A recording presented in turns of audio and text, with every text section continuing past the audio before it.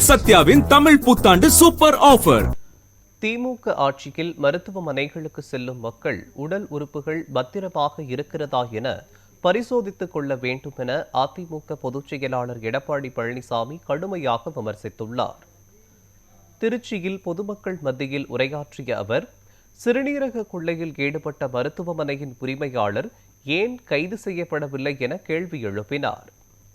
திமுக ஆட்சியில் ஏழை மக்களின் உடல் உறுப்புகள் கொள்ளையடிக்கப்படுவதாக விமர்சித்த அதிமுக பொதுச் செயலாளர் எடப்பாடி பழனிசாமி, பொதுமக்கள் தங்கள் உடல் உறுப்புகள் பத்திரமாக இருக்கிறதா என பரிசோதித்துக் கொள்ள வேண்டும் என கூறினார்.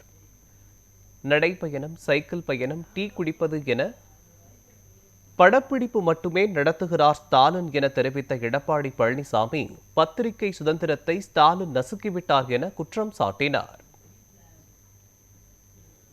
இன்னொரு திமுக எம்எல்ஏ எல்லாம் பணத்தை திருடுவாங்க, நகையை திருடுவாங்க, கிட்னி திருடுறாங்க. உங்க ஊர் தாங்க, எல்லாம் உஷாரா இருங்க. வறுமையின் காரணம் ஸ்டாலின் சொல்றார், திராவிட முன்னேற்ற கழக ஆட்சியில தேளாரும் தேனாரும் பாலாரும் ஓடுது, மக்கள் மகிழ்ச்சியோடு இருக்கிறாங்க, வறுமை என்ற சொல்லே இல்லை என்று.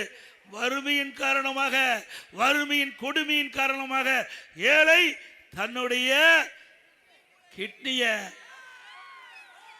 அவர்கள் பணத்தாசை காட்டி வறுமையை பயன்படுத்தி முறைகேடா கிட்னிய எடுத்திருக்கிறாங்க.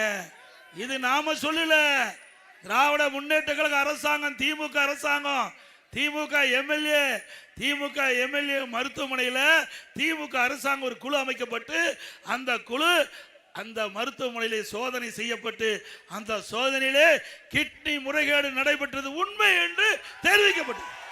நடத்துகின்ற மருத்துவமனையில் போய் ஆபரேஷன் பண்ணி இருந்தா நீங்க போய் ஸ்கேன் பண்ணி பார்த்துக்குங்க, உள்ள உறுப்பு இருக்குதா இல்லையான்னு பார்த்துங்க.